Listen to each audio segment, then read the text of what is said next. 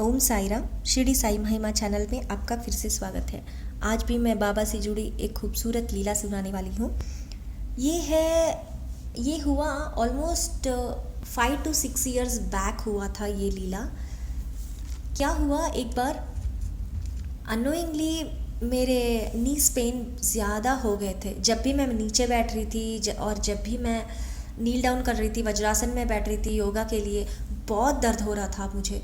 मैं बहुत चलती थी, वॉकिंग बहुत करती थी। यहाँ नहीं, जनरली इवन इन हैदराबाद जब से कॉलेज में थी या शादी के बाद, वॉकिंग चल के जाना, जहाँ भी जाऊँ चल के जाना, ये भी बहुत होता था मुझे।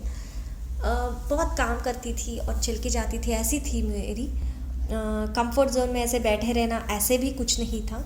लेकिन ये जब यहाँ आई थी मैं 5 साल के पहले, बहुत नी पेन आना शुरू कर दिया मुझे। ये पेन क्या है मुझे पता नहीं, बहुत दर्द कर रहा था। जब भी मैं ऐसे थोड़ा भी नील डाउन जैसे करूँगी बैठने के लिए, तब भी इतना दोनों लेग्स में पेन आ जाती थी कि मैं बोल नहीं सकती। तो बहुत दर्द होता था।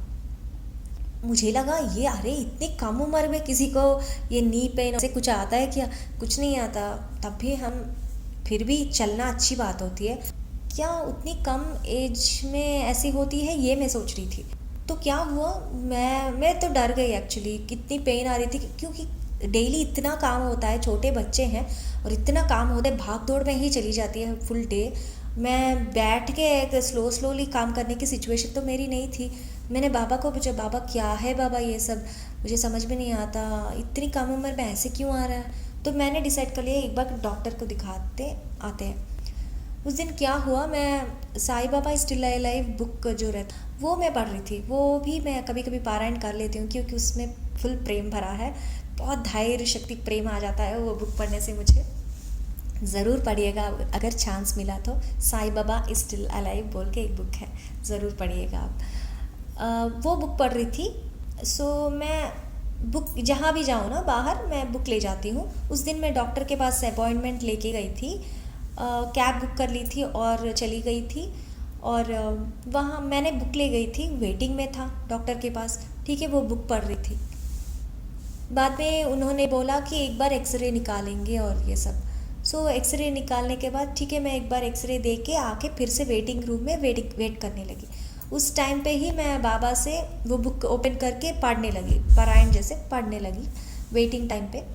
और क्या हुआ, मुझे एक अंदर से एक फीलिंग आ रही थी, डर भी लग रहा था और थोड़ा दुख भी आ रहा था। बाबा इतने स्मॉल एज में अगर कुछ बोल दिया, तुम ये ऐसे नहीं चलना चाहिए, आप रेस्ट लो, ऐसे कुछ बोलने चाहिए, मैं क्या करूँगी, मुझे कुछ समझ में नहीं आ रहा बोल के मैं बाबा को बुक पढ़ रही थी। बाद में क्या हुआ, बाबा को एक्सप्रेस कर रही थी जो भी मेरे मन में डर था, दुख था, बाबा को एक्सप्रेस कर रही थी वेटिंग रूम में बैठ के।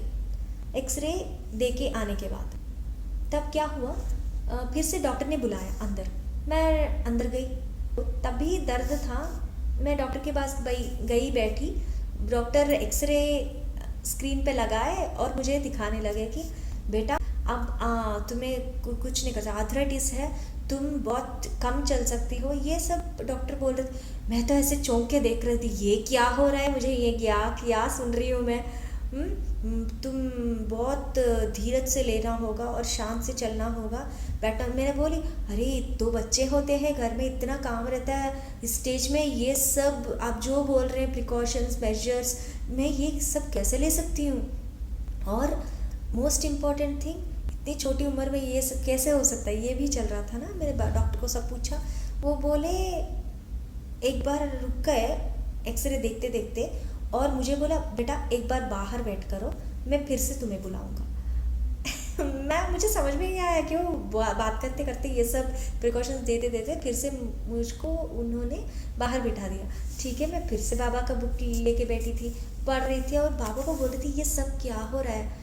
मुझे रोना आ जा रहा था, मैं कुछ बोल ही नहीं पा रही थी। लेकिन एक विश्वास था उस दिन भी, पता है, मैं बाबा को बोल रही थी, बाबा ये सब कुछ नहीं होगा, मुझे पता है कुछ नहीं होने वाला, आप हील कर रहे हैं और मैं हील हो जाऊंगी, ये कुछ नहीं है। डॉक्टर ही बोलेंगे कुछ नहीं, इतना बड़ा प्रॉब्लम भी नहीं है जितना बड़ा डॉक्टर्स बोल रहे हैं। मैं ऐसे रो रही थी, बोल रही थी बाबा को, no offence with the doctors, लेकिन उस दिन मुझे मेरे विश्वास बोल रहा था कुछ नहीं होगा।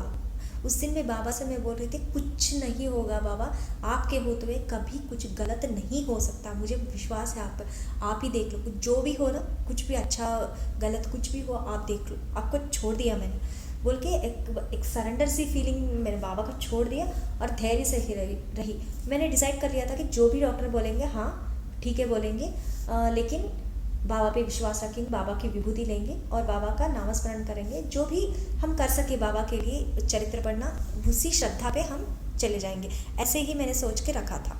बाद में क्या हुआ, फिर से डॉक्टर अंदर बुलाए।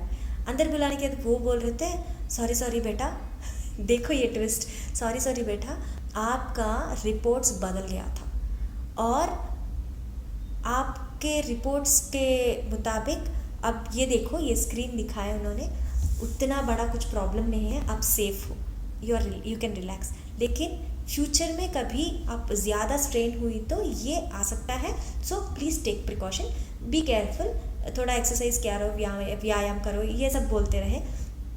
पता है मैं कैसी स्थिति में थी तब, मैं तो रो रही थी, खुशी हो रही थी और मुझे समझ में नहीं आ रहा था कि कैसे रिएक्ट करूँ उस सिचुएशन में।